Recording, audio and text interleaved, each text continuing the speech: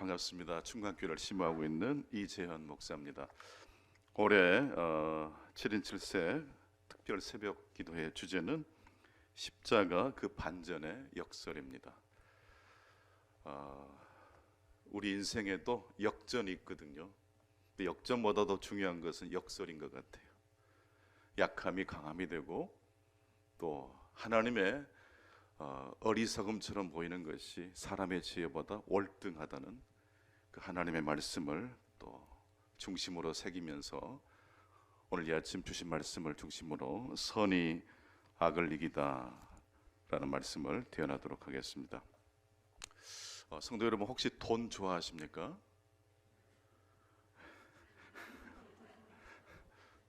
돈은 필요하고 또 소중한 것입니다. 그런데 저는 황금, 돈보다 더 중요한 것이 하나 있는 것 같습니다. 바로 그것이 지금인 것 같습니다. 전도서 9장 4절을 보니까 죽은 사자보다 살아있는 개가 더 낫다라는 말씀이 있습니다. 살아있어야 행복할 수도 있고 괴로울 수도 있습니다. 그리고 오늘만큼 소중한 것이 바로 과거라고 생각합니다. 만약 우리의 과거가 순식간에 사라진다면 우리의 삶이 어떻게 되겠습니까? 아침에 눈을 떴더니 과거가 내 머릿속에서 다 지워져 버렸습니다. 굉장히 당혹스러우실 겁니다.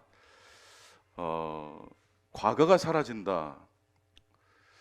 단순히 과거가 사라지는 게 아니라 현재 우리의 삶이, 일상생활이 불가능하게 될 것입니다. 백 투 더 퓨처라는 영화가 있는데요, 주인공이 타임머신을 타고 과거로 가게 되면서 겪게 되는 여러 가지 이야기입니다. 그 영화에서 재미있었던 장면은 주인공이 자신의 부모를 만나는 장면입니다.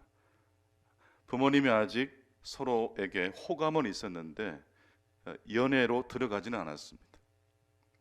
미래에서 온 아들은 부모님을 대번에 알아봤지만 장차 부모가 될 두 분은 미래에서 온 아들을 알아보지를 못합니다. 이 영화의 클라이맥스는 주인공이 의도치 않게 아버지와 어머니의 만남을 방해하게 되었고, 그로 인해서 아버지와 어머니의 관계가 연애전선에 문제가 생긴 바로 그 대목이 아닌가 싶습니다. 여러분들은 좀 담담하게 들으시지만 주인공 입장에서 이 이야기를 한번 감정이입을 해보면 이게 어마어마한 일입니다. 왜냐하면 아버지 어머니가 연애에 실패하면 무슨 일이 벌어집니까? 주인공은 아예 태어날 수가 없습니다. 마침 손에 들려진 주인공의 사진을 주인공이 보는데 주인공의 얼굴이 점점 희미해지더니 점점 사라지기 시작합니다. 이게 진짜 위기라는 뜻이죠.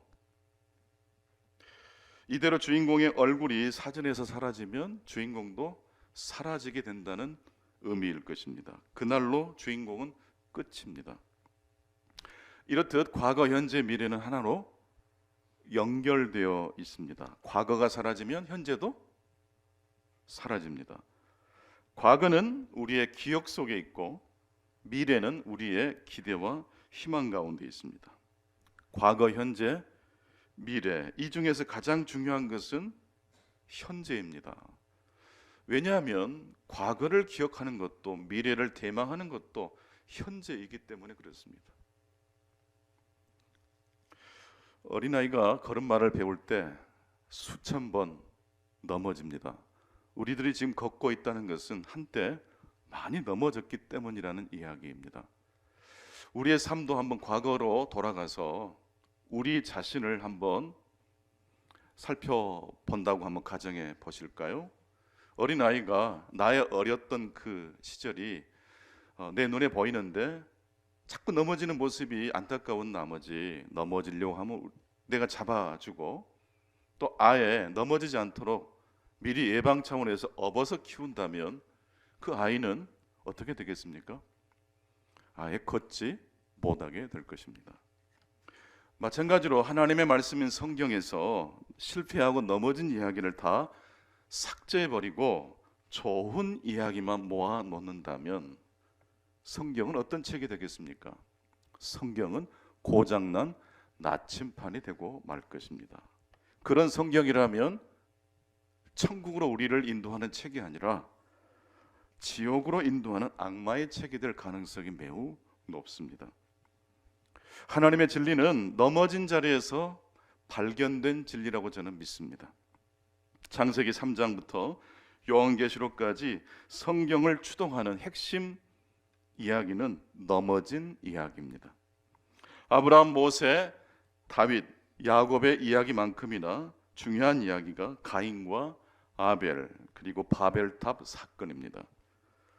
사실 넘어진 자리는 선이 승리한 게 아니라 악이 승리한 자리입니다.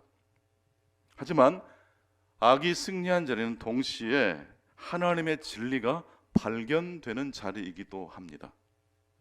선이 악을 이기다, 오늘 말씀의 제목인데, 이 말씀은 무조건 하나님의 진리가 혼돈을 제압하고 이긴다, 그런 단순한 이야기를 제가 하고 싶은 것은 아닙니다. 선이 악을 이긴다고 하지만 이 말씀은 무조건 선이 악을 이긴다는 의미가 아닙니다. 인류 역사를 보더라도, 성경책을 펼쳐보더라도 악이 선을 이긴 이야기가 선이 악을 이긴 이야기보다 훨씬 더 많기 때문입니다. 그렇다면 우리 그리스도인들은 악이 선을 이겼을 때, 즉 우리 가정에 문제가 닥쳤을 때, 우리 교회 안에 여러 가지 기도 제목이 생겼을 때, 직장에서 혼돈을 경험하게 되었을 때, 악이 선을 제압하는 것처럼 여겨질 때, 우리 그리스도인들은 그 이야기를 어떻게 해석해야 할까요? 첫 번째로 이 아침 하나님께서 주신 말씀입니다. 그럼에도 불구하고 악은 처음부터서 내리막이라는 사실을 기억하실 수 있기를 바랍니다. 한번 같이 따라서 해보실까요? 그럼에도 불구하고 악은 처음부터 내리막입니다. 코로나 3년을 통과하시면서 얼마나 힘드셨습니까? 만나지 못한다는 것, 모이지 못하는 것, 얼마나 고통스러운 일이었는지 모릅니다. 이제 우리들은 제자리로 돌아왔습니다. 그렇죠? 제자리라는 것이 얼마나 소중합니까? 특별한 기적이 우리에게 필요한 게 아니라 제자리로 돌아간다는 것이 그렇게 위대한 일인지를 지난 3년 동안 뼈저리게 느꼈습니다. 3년 전쯤 코로나가 앞으로 어떻게 될 것인가, 그때 제 마음속에 그런 생각이 좀 밀려왔습니다. 코로나는 언젠가 반드시 해결되겠구나. 왜냐하면 무질서가 질서를 잠시 잠깐은 지배할 수 있을지 모르지만 영원히 지배할 수는 없기 때문입니다. 지진이 나도 어느 정도 이렇게 시간이 지나면 다시 질서로 회귀하지 않습니까?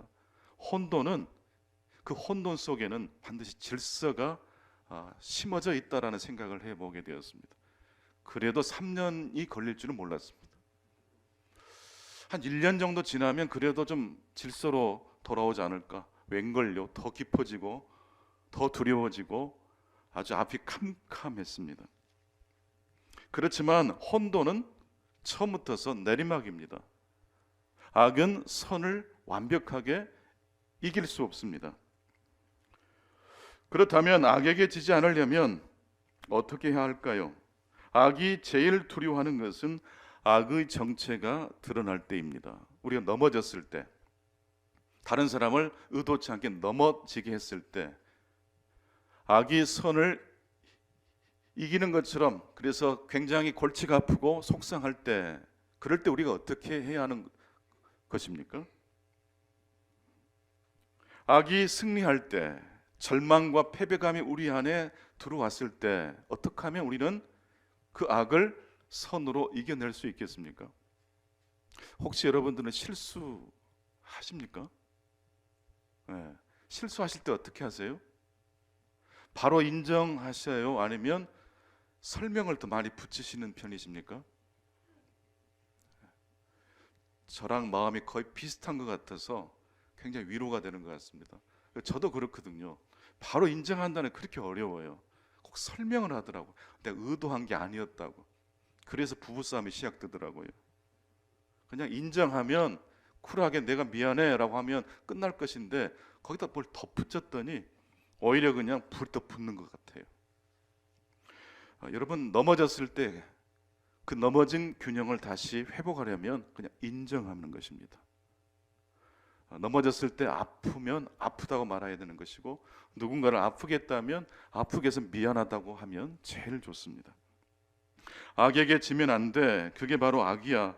그런 방법은 하나님이 기뻐하지 않으실 겁니다. 혼돈 속에 우리 가정이 힘들었을 때, 또 교회도 어려움을 겪을 수 있거든요. 그런 와중에 누군가 한 사람이 이렇게 말을 걷는다면 그 혼돈이 질서의 방향으로 방향을 살짝 틉니다. 죄를 고백하는 자리에서 악은 패배합니다. 악은 우리를 무너뜨릴 수 있지만 신자가 넘어졌을 때 그 악을, 내가 죄를 지었다고 인정하는 순간 악은 패배한다는 것입니다. 야고보서 5장 16절 말씀을 보니까, 그러므로 너희 죄를 서로 고백하고 병 낫기를 위하여 기도하라. 의인의 강구는 역사하는 힘이 많다고 그랬습니다.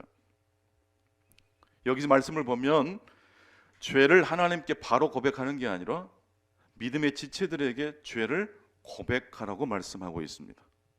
셀프로 내가 내 자신에게 죄를 용서하지 말고 또 곧바로 하나님 앞에 죄를 고백하는 그런 신앙이 아니라 공동체를 통해서 하나님을 만나라라는 뜻입니다. 구역 생활을 통해서, 교회 생활을 통해서, 목사와 성도의 목양 관계를 통해서 신앙생활을 해야 하는 이유가 여기 있습니다. 그렇다면 여기서 말씀하는 죄를 고백하는 이 서로에 해당되는 구체적인 이 사람은 누구일까요? 그냥 내 옆에 있는 사람일 수도 있겠지만, 야고보서 5장 16절을 보니까 의인의 강구는 역사하는 힘이 많다고 그랬어요. 의인이란 뜻입니다. 여기서 의인이란 흠이 없는 사람, 완벽한 사람을 뜻하지 않습니다. 누구보다도 믿음이 좋은 사람입니다. 누구보다도 자신의 연약함과 자신의 실패를 인정할 줄 아는 사람이란 뜻입니다. 이게 믿음이 좋다는 뜻입니다. 경건한 사람들이 모인 곳에서 죄를 고백하거나 죄를 들키면 큰일 납니다. 성경에도 간음하다가 잡힌 여인을 사람들이 돌로 쳐 죽이려고 했잖아요. 경건한 사람들이 모인 곳에서 뭔가 흠이 잡히면 가십거리가 됩니다. 사람들이 쑥덕거릴 겁니다. 교회는 선인과 악인으로 구분합니까? 모든 사람이 죄인이라고 생각하는 사람들의 모임입니까? 우리는 어떤 사람들입니까? 죄인들입니다. 그래서 복음이란, 기쁜 소식이란 자신을 죄인이라고 여기는 사람에게만 기쁜 소식이 됩니다. 은혜 받는 비결이 간단합니다. 오늘 내가 좀 컨디션이 괜찮고 한 주간 잘 살았기 때문에 오늘 설교 좀 들어줄 수 있을 것 같아, 이런 자세는 은혜가 되지 않습니다. 하나님 앞에 내가 누구인지를 다시 한번 깨닫고 성찰하는 시간으로 이 예배 시간을 내가 삼을 거야 라고 마음을 딱 가진 상태에서 말씀을 드리고 예배를 드리면 말씀 한 말씀 한 말씀이 때로 꽂히기도 하고 위로해 주기도 하고 내 삶이 말씀 앞에 부서지고 다시 회복되는 놀라운 역사가 일어나는 것입니다. 로마서 12장 21절 3방절에 보니까 악에게 지지 말라고 그랬습니다. 악에게 지지 말라, 이 말씀은 악이 실제한다는 뜻이죠. 또 악에게 지지 말라는 말씀은 악에게 질 수 있다는 말씀이기도 합니다. 창세기는 우리들에게 가장 중요한 진리 하나를 우리에게 줍니다. 특히 창세기 3장 말씀, 우리가 잘 아시는 아담과 하와 이야기입니다. 아담과 하와가 어디에서 넘어졌습니까? 열악한 환경 속에서 어떤 사람이 스트레스를 줘서 넘어졌습니까? 최고의 환경에서 넘어졌습니까? 최고의 환경입니다. 그러니까 왜 넘어질까요? 믿음이 약해서, 나는 우리 가정이 너무 환경이 열악해서, 물론 그것 때문에 넘어지기도 합니다. 그러면 모든 게 다 충만한 사람은 안 넘어집니까? 찢기고 상한 사람들에게 하나님의 복음이 필요하듯이 성실하게 자신의 일을 감당한 사람도 위로가 필요합니까? 제가 신방을 해보니까요, 문제가 있는 가정은 물론이고 성실하게 자신의 길을 걸어가는 사람에게도 격려가 필요하다는 걸 알았어요. 툭 건들면 다 눈물 흘릴 준비가 돼 있는 것 같아요. 문제가 없어도 힘들어요. 이 사회 자체가 얼마나 우리를 긴장되게 합니까? 이 세상의 구원은 폭력적 구원이기 때문에 잠시만 한눈을 팔면 넘어질 수밖에 없어요. 아담과 하와가 에덴 동산에서 넘어졌습니다. 그래서 우리들은요, 누군가 넘어졌을 때 놀라면 안 됩니다. 누구든지 넘어질 수 있다는 것입니다. 그것을 성경이 창세기 3장에서 말씀하십니다. 인간의 타락교리는 역설적이게도 인간이 넘어졌을 때 그 말씀이 옳다는 것이 증명이 됩니다. 너는 왜 그 모양이냐? 당신은 왜 자꾸 넘어집니까가 아니라 인간은 넘어질 수 있어요. 넘어지는 각도는 수백 가지예요. 오른쪽, 왼쪽, 앞쪽으로, 뒤쪽으로 얼마나 많이 넘어집니까? 넘어지는 이유는 수백, 수천 가지입니다. 부적신앙은 어떤 신앙입니까? 부적을 몸에 지니기만 하면 악이 비켜간다는 뜻 아닙니까? 내가 윤리도덕적으로 좀 흠이 있어도 부적만 몸에 지니면 통과되는 것이 부적신앙입니다. 근데 하나님의 말씀을 중심으로 삼는 신앙에 부적신앙이 통합니까? 하나님을 그렇게 가벼이 여기면 안 되죠. 하나님이 사랑하시는 자는 때때로 징계도 하시죠.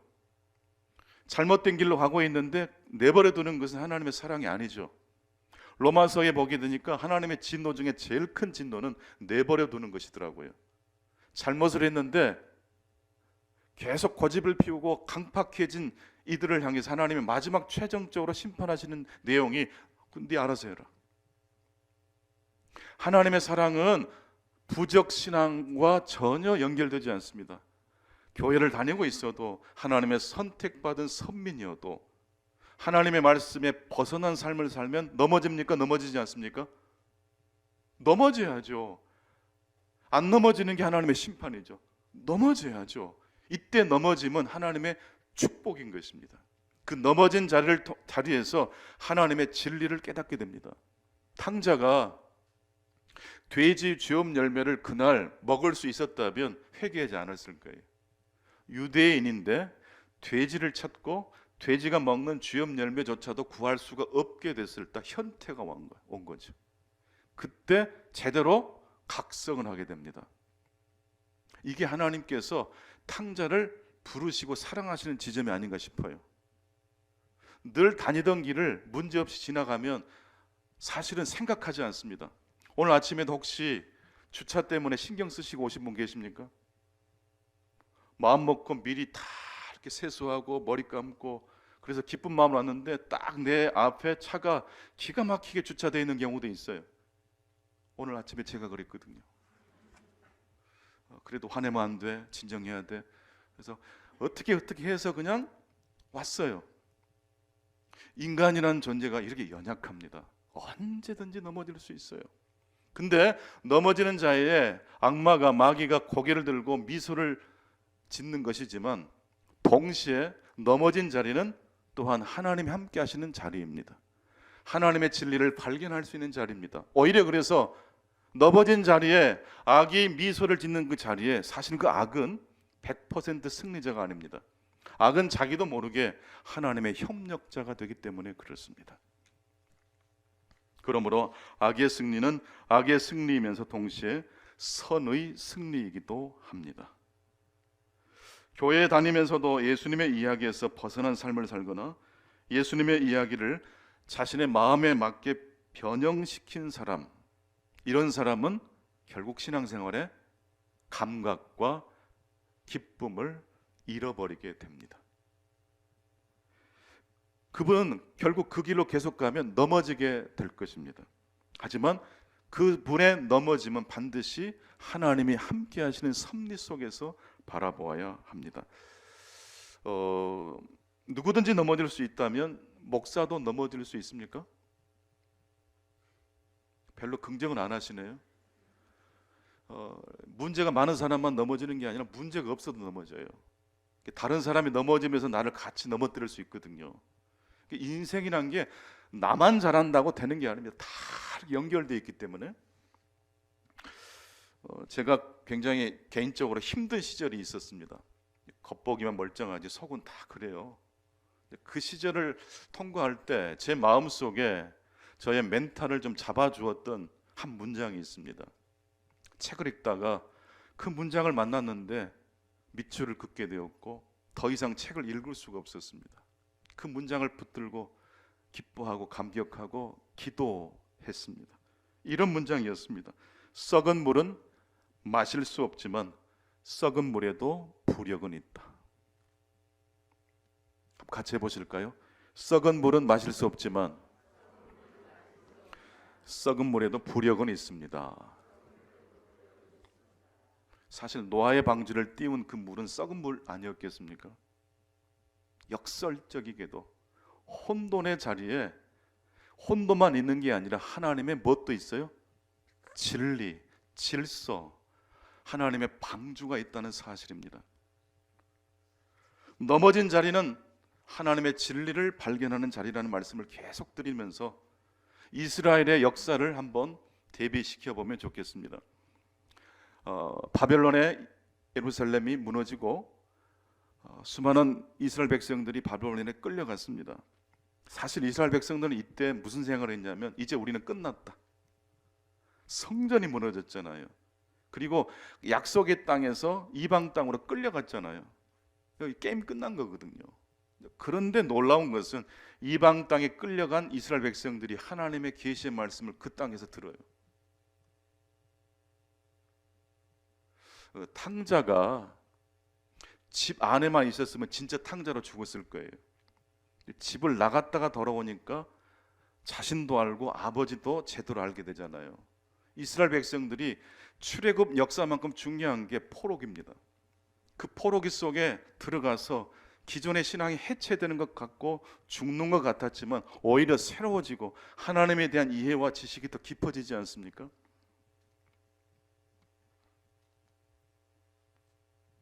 그리스도인의 삶에서 가장 중요한 것은 사실 예수님의 이야기입니다.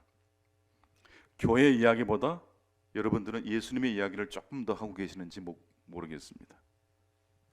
교회 이야기보다 예수님의 이야기를 조금 더 많이 하실 수 있기 바랍니다. 그게 좋은 목장이 되고 좋은 교회가 되는 비밀입니다. 그 사람이 누구인지를 알려면 그 사람이 무슨 말을 하는지를 들어보면 됩니다. 그 교회가 어떤 교회인지를 우리가 알려면 그 교회 성도들이 그 교회 강단에서 무슨 말씀이 선포되어지는지를 보면 됩니다. 내 입에서 무슨 이야기가 자주 나오는지, 자꾸 증권 이야기, 비트코인 이야기, 부동산 이야기가 많이 나오는지, 아니면 예수님의 이야기가 많이 나오는지. 가끔씩 대안 없이 교회를 비판하는 분들을 만날 때 마음이 아파요. 여러분, 대안 없이 교회를 비판만 하는 것은 교회를 사랑하지 않는 겁니다. 사도신경은 교회를 비판의 대상이 아니라 믿음의 대상이라고 분명히 말씀합니다. 거룩한 공회를 믿는다라고 하지 않습니까? 여러분, 교회를 사랑하시고 아끼실 수 있기를 바랍니다. 오늘날의 교회의 위기는 성장의 위기가 아닙니다. 교회가 잃어버린 것은 교회를 떠난 성도가 아닙니다. 실추된 교회의 신뢰도가 교회 문제는 더더욱 아닙니다. 교회가 잃어버린 것은 바로 예수님의 이야기입니다. 교회 이야기보다 예수님의 이야기를 조금 더 하실 수 있기 바랍니다. 문제가 터졌을 때 문제는 살짝 보시고 예수 그리스도는 뚫어지게 쳐다보실 수 있기를 바랍니다. 그게 바로 회복의 비밀입니다. 그게 바로 혼돈의 와중에도 노아의 방주를 타고 믿음의 항해를 할 수 있는 비밀입니다. 바울 사도는 고린도 교회를 개척한 목사입니다. 십자가의 복음으로 회심한 성도들이 고린도 교회의 중심을 이루게 되었는데 어느 순간 시간이 지나면서부터 세속화의 물결이 고린도 교회 안으로 들어오게 됐어요. 심지어 고린도 교회 안에는 계모와 음행을 했던 한 사람이 교회에 출석하기도 했습니다. 세상 사람들도 그렇게 하지 않거든요. 누구 한 사람 그게 죄라고 말한 사람이 없었어요. 그렇게 하면 안 된다는 말을 하는 사람이 없었어요. 죄 지은 사람도 나쁘지만 그 죄를 방관하는 이 공동체가 심각한 질병에 걸린 것입니다. 이때 사도 바울이 그 악과 혼돈에 대해서 어떻게 대응을 합니까? 그렇게 해서 쓴 편지가 고린도전서, 고린도후서인데 바울 사도는 오늘 로마서 12장 21절 말씀처럼 똑같이 고린도전서 안에도 응어리진 마음을, 화난 마음을 단순히 세상적 방식으로 악에 대하여 악으로 대답하지 않고 선으로 대답하고 있는 걸 볼 수 있습니다. 악은 처음부터서 내리막입니다. 두 번째로 오늘 이 아침 우리에게 주신 말씀, 악에 대한 답은 악이 아니라 무엇입니까? 선입니다. 그렇다면 선이란 무엇일까요? 창세기 1장 31절에 그 선의 비밀이 나옵니다. 하나님이 지으신 모든 것을 보시니 보시기에 심히 좋았더라. 저녁이 되고 아침이 되니 이는 여섯째 날이니라. 무엇이 선입니까? 보시기에 심히 좋았더라. 심히 좋았더라. 이게 선입니다. 충만함이 선입니다. 밤과 낮이 하나가 될 때 보시기에 심히 좋은 겁니다. 아랍 속담에 햇볕이 계속되면 사막이 된다라는 속담이 있습니다. 햇볕이 좋지만, 맑은 날이 좋지만 맑은 날과 함께 반드시 무엇이 있어야 돼요? 흐린 날, 천둥치는 날, 비가 오는 날이 있어야 됩니다. 그것이 선입니다. 어거스틴은 그래서 악이란 선의 결핍이라고 했습니다. 악이란 무엇입니까? 결핍이 악이에요. 여러분 부족해 보세요. 돈이 부족해 보세요. 얼마나 괴롭습니까? 시간이 부족해 보세요. 그래서 제가 바빠서 연애를 못한 사람을 그렇게 상담합니다. 그건 사랑이 아니라고. 여러분 바빠서 연애 못합니까? 바빠도 합니다. 바빠도 애가 생기더라고요. 그렇죠? 이게 물리적으로 뭔가 이렇게 충만하다는 의미를 넘어서서 여기서 말하는 충만함이란 물리적 의미를 뛰어넘는 충만함입니다. 사랑하면, 마음이 있으면 길이 있습니다. 선이란 선의 충만입니다. 내 지갑에 계속 돈이 공급될 것이라는 생각을 하는 사람은 다른 사람에게 밥 사는 게 문제가 안 돼요. 근데 쫄돌려 보세요. 허리띠를 졸려 매게 되게 되면 벌써 긴장이 되고 여유가 사라지고 내 입에서 좋은 말이 안 나옵니다. 결핍이 악입니다. 시편 23편 5절에 보니까 주께서 내 원수의 목전에서 상을 차려주시고 기름을 내 머리에 바르셨으니 내 잔이 넘치나이다. 시편 23편에 사망의 음침한 골짜기가 있잖아요. 넘어진 이야기가 있잖아요. 근데 다윗의 고백은 넘치나이다입니다. 주께서 내 원수의 목전에서 상을 차려주십니다. 원수의 목전입니다.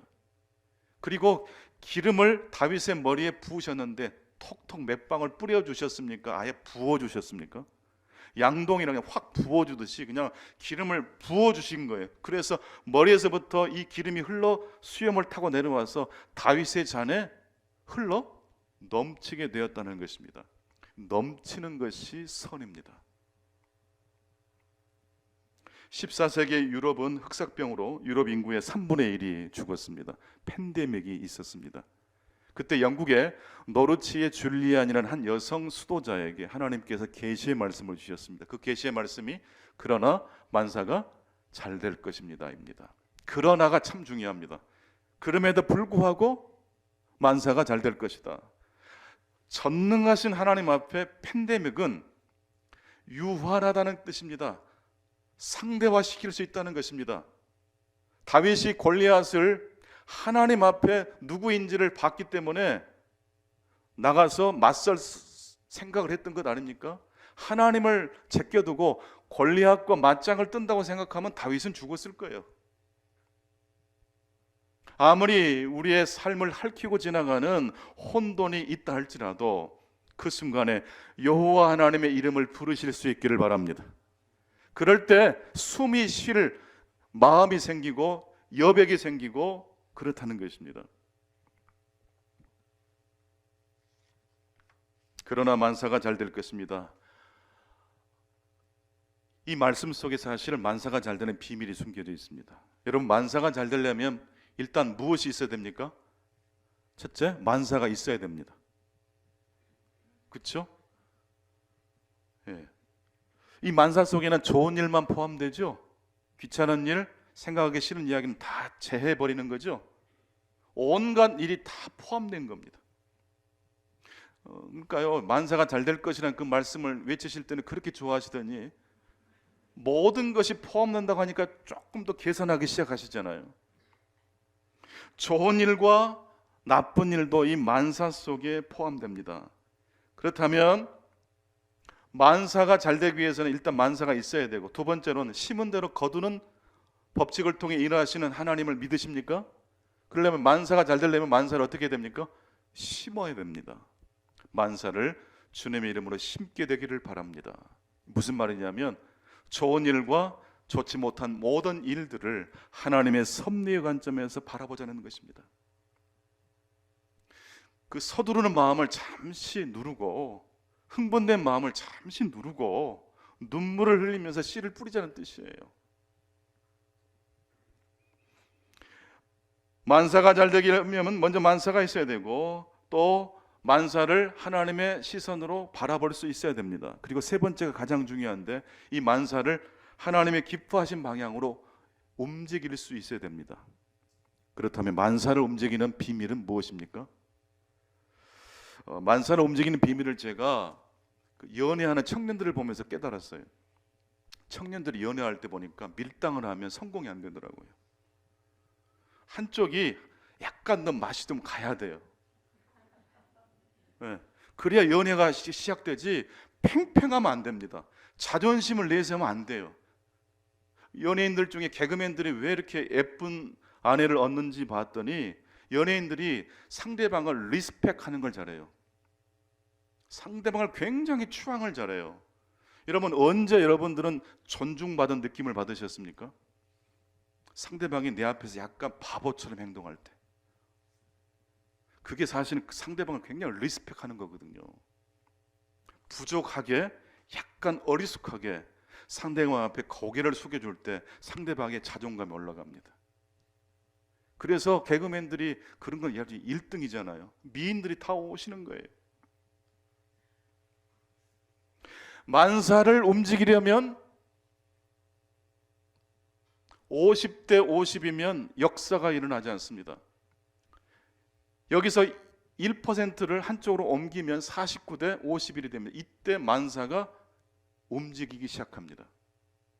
오늘 또 여러분 100% 뜨거운 마음으로 이 새벽 예배 오신 분 혹시 계시죠? 나는 무슨 일이 있어도 새벽 기도에 가고 말이다, 순교하는 마음으로 오신 분도 계시겠지만 1% 움직여서 오신 분도 혹시 계십니까? 그런 분들을 주님께서 특별히 뜨겁게 축복해 주시기를 원합니다. 그러면 1% 감동받아 오신 분이나 100% 헌신해서 오신 분이나 사실 오신 건 마찬가지잖아요. 올 한 해 여러분의 가정에 만사가 잘 되는 축복이 있게 되기를 바랍니다. 그러려면 1% 헌신하십시오. 1cm만 하나님 나라를 향해서 발걸음을 내딛어 보십시오. 우물쭈물 결정을 보류하지 마시고 1% 헌신하십시오. 1% 하나님의 놀라운 축복의 비밀을 경험하시게 되실 수 있기를 바랍니다. 바울 사도는 고린도 교회 문제를 그래서 딱 한 가지 문제만 해결되면 해결되는 것으로 분석을 끝냅니다. 그게 바로 고린도전서 1장 18절의 말씀입니다. 십자가의 도가 멸망하는 자들에게는 미련한 것이요 구원을 받는 우리에게는 하나님의 능력이 됨이라. 여기 말씀을 보게 되면 십자가가 아니라 십자가의 도입니다. 십자가의 도, 십자가의 로고스, 십자가의 말씀, 십자가의 메커니즘, 십자가의 양식이란 뜻입니다. 예수님의 십자가의 보혈로 우리의 죄가 씻음 받았을 뿐만 아니라 우리 그리스도인들은 보혈의 피 공로를 삼키고 오 하나님 감사하여 끝나는 게 아니라 이제 십자가의 길을 걸어가신 주님의 뒤를 따라가는 사람이 되어야 됩니다. 저는 말을 잘하는 사람보다 말을 예쁘게 하는 사람이 참 좋습니다. 가끔씩 제 방에 노크 없이 들어오시는 분 계세요. 그냥 깜짝깜짝 놀라요. 제발 좀 노크 좀 해주세요. 예. 그리고 이런 분들이 가끔 계세요. 목사님, 제가 3주째 교회 안 나왔는데 목사님이 저희를 잘 모르시는 것 같아서 전화 드린다고. 그 협박 같은 전화를 제가. 목사가 어떻게 합니까? 100명이 넘어가 버리고 200명이 넘어가 버리면 한 사람 한 사람 알 수가 없어. 20명 모이면 저도 다 알아요. 그렇죠? 그렇게 목사를 어떤 순간에도 나를 알아보는 영험한 그런 무당을 목사와 겹쳐서 보시면 안 돼요. 목사님, 제가 넘어졌습니다. 죄를 고백하고 싶어서 왔습니다. 얼마나 좋습니까? 집사님, 저도 가끔씩 넘어지는데 넘어진 사람끼리 우리 한번 그리스도의 진리 앞에 나아갑시다. 얼마나 좋아요. 한 달 동안 외국에 출타를 떠나실 때 여러분들은 담임 목사님께 문자를 보내시고 아니면 전화를 드리고 축복 기도를 받고 가십니까? 아니면 한 달 내내 나에 대해서 관심이 있는가 없는가 테스트 기간으로 삼으시겠습니까? 축복 기도 받고 가시고 목사님께 또 기도 받고 가면 힘이 나잖아요. 또 목사님도 또 농담으로 빈손으로 오지 마시고 작은 거라도 가지고 오세요. 얼마나 좋습니까? 여러분, 뇌물을 이기는 것은 선물이에요. 뇌물의 유혹이 있잖아요. 그걸 이기려면 선물하는 우리 메커니즘, 패턴을 길러야 돼요. 작은 거라도 나누고. 선물을 어려서부터 할 줄 아는 아이들이 이 세상의 뇌물 유혹에 빠질 수는 없어요. 악을 이기는 건요, 악을 분석한다고 해서 악을 이기는 게 아니고 선을 더 많이 경험하면 돼요. 좋은 것을 많이 경험하면 나쁜 것은 자동스럽게 졸업이 되는 거예요. 십자가의 도가 멸망하는 자들에게는 미련한 것이에요. 십자가의 방식, 십자가의 메커니즘은 세상 사람들이 볼 때 가당치도 않다는 뜻이에요. 바보처럼 보인다는 뜻이에요. 예수님은 십자가에서 옷이 발가 벗겨지셨고 조롱을 받으셨지만 끝까지 십자가에서 내려오지 않으셨어요. 이게 하나님의 방법이에요. 여러분, 원수들에게 둘러싸여 있을 때, 직장에서 상사들에게 스트레스를 받을 때 예수님을 생각하실 수 있기 바랍니다. 원수들에게 둘러싸여 계신 예수님. 너무 여러분들 흠없이 모든 일들이 승승장구되도록 요 패턴만 가지시면 무너져요. 원수들에게 둘러싸여 계신 예수님. 내 삶에 문제가 닥치면 이것은 그럴 수 있겠구나. 시작 출발 지점을 그렇게 잡으실 수 있기를 바랍니다. 고린도 교회 성도들은 십자가를 통해 구원을 받았지만 구원받은 이후에 이제 세상 지혜를 습득해서 다른 사람들보다 더 멋지고 근사하고 성공적인 삶을 살겠다고, 그래서 십자가의 도를 세상의 세속화의 흐름과 융합하기 시작했어요. 섞어버리기 시작했습니다.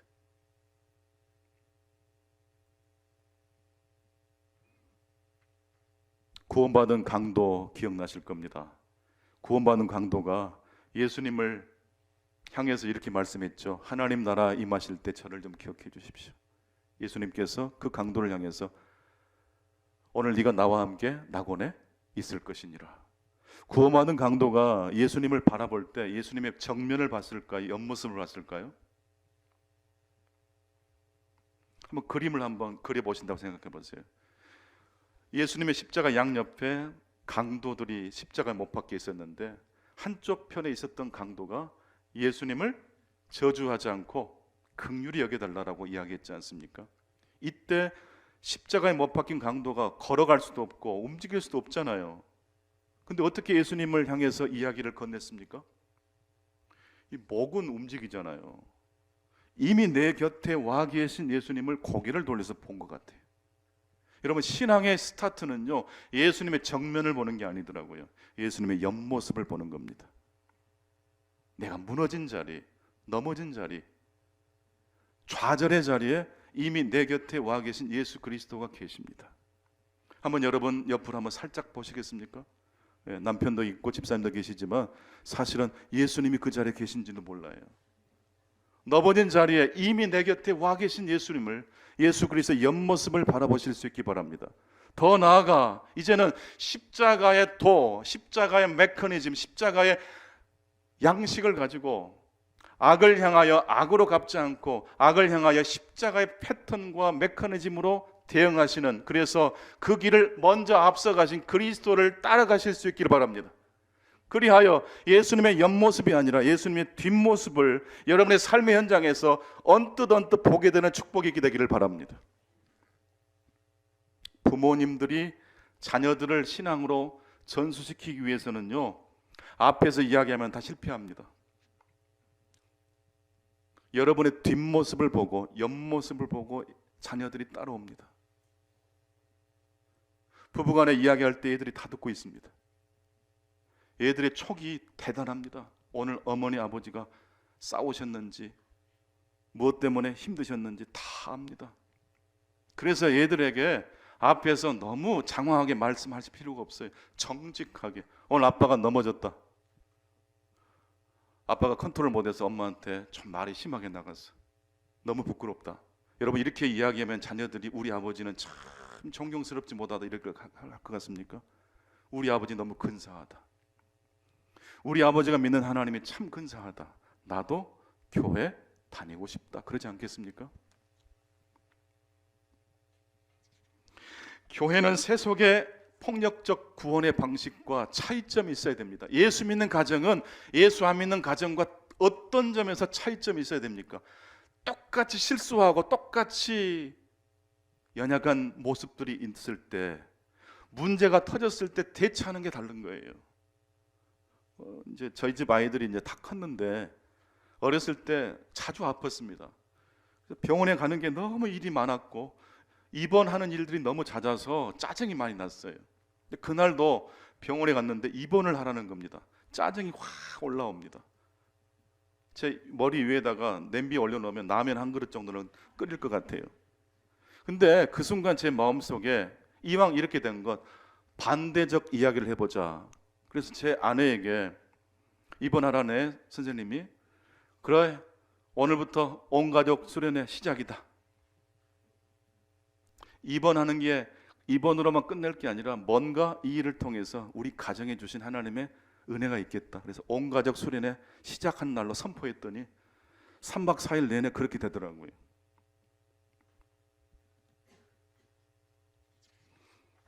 결국 우리는 선을 향하여 하나님의 마음을 품고 악에게 지지 않고 선으로, 선이라는 하나님이 주신 그 문화, 독특한 메커니즘을 가지고 삶의 양식을 삼고 순례자의 길을 가다가 결국 이제 마지막 세 번째로 선의 종착점에 도착하게 될 것입니다.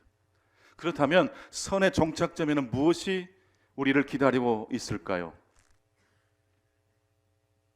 고린도전서 13장 13절 유명한 말씀입니다.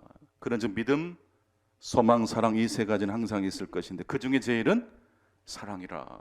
여러분, 천국에 가면 믿음은 더 이상 필요 없죠. 소망도 더 이상 필요 없죠.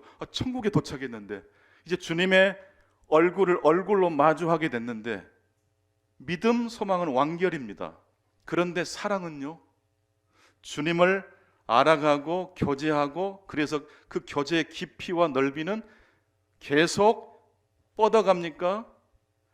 주님을 만나는 순간 주님과의 그 지식 관계도 완료가 됩니까? 저도 아직은 천국을 안 가봐서 모르는데 제가 상상하는 겁니다.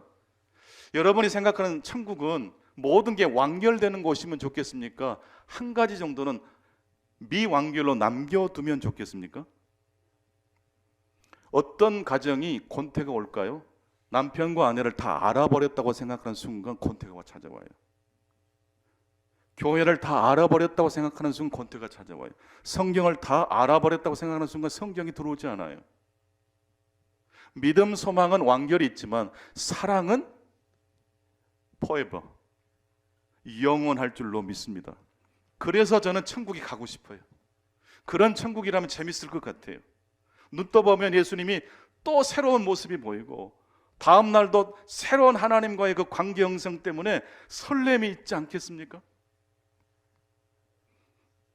즉 천국에는 완결과 함께 미완결이 있다는 이야기입니다.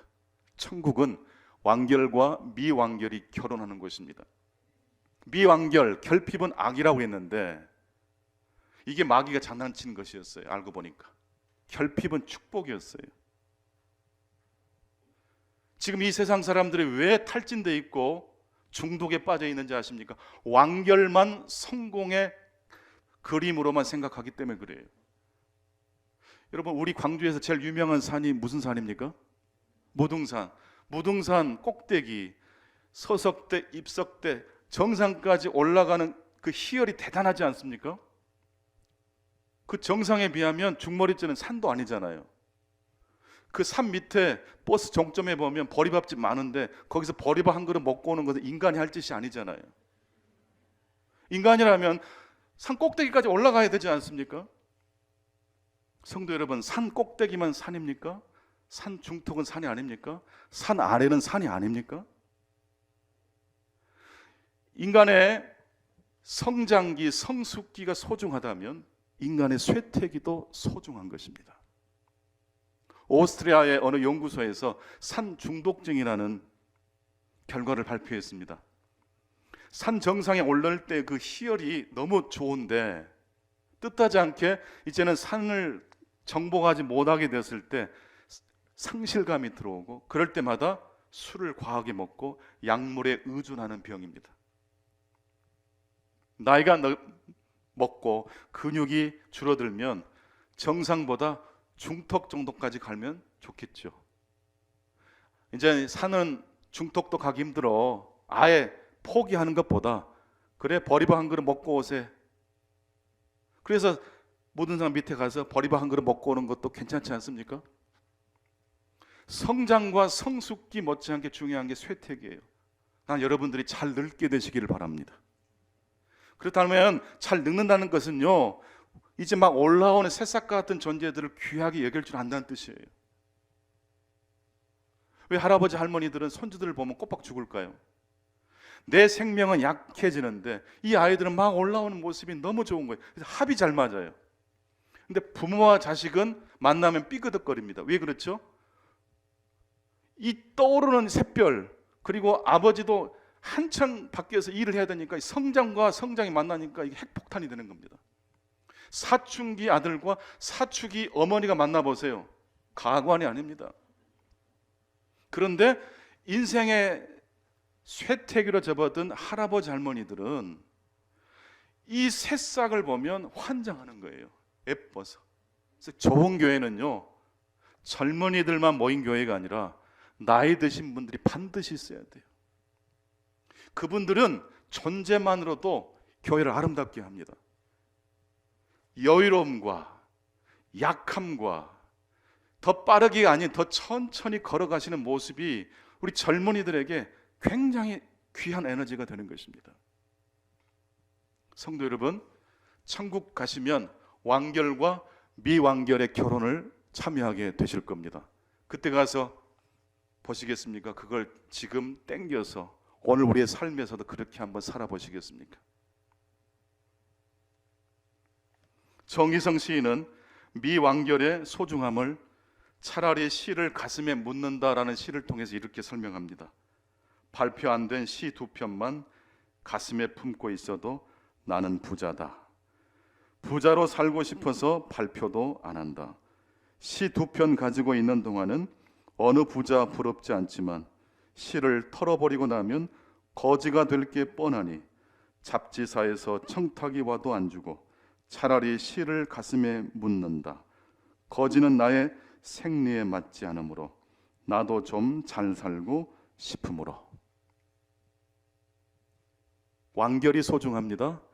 미완결은 더 소중합니다. 발표 안 한 시 2편을 가슴에 품고 살았더니 세상에서 제일 부자가 됩니다.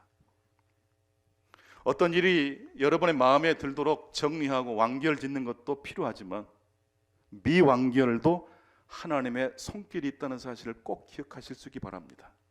자녀들이 조금 부족해 보여도 완결과 미완결의 관점에서 보면 그 아이들이 근사하게 보일 겁니다. 여러분의 남편도 아내도 여러분의 모든 일들 역시 그런 관점에서 바라보실 수 있기를 바랍니다. 말씀을 정리하겠습니다. 악에게 지지 말고 선으로 악을 이기십시오. 넘어진 자리, 누군가를 넘어뜨린 자리에서 하나님의 진리를 선포하실 수 있기 바랍니다. 악에게 악으로 대답하지 마시고 십자가의 방법으로 끝까지 인내하시면서 대답해 주실 수 있기를 바랍니다. 선의 종착점에는 완결과 미완결의 결혼이 있습니다. 선과 악의 결혼입니다. 여러분의 결핍의 자리가 이 고난 주간을 통해서 새롭게 하나님의 성철과 도우심으로 새로운 보물로 발견되시는 축복의 자리가 되실 수 있기를 축원합니다. 하나님 아버지 감사합니다. 이 한 주간 주님의 십자가의 고난을, 십자가의 패턴을, 십자가의 메커니즘을 생각하는 가운데 내 자신과 우리 가정과 우리 교회와 이 나라와 이 민족을 다시 새롭게 생각하게 하시니 감사합니다. 이 세상의 폭력적 구원과는 전혀 다른 하나님의 구원의 방식으로 살아가는 저희들 되게 해 주옵소서.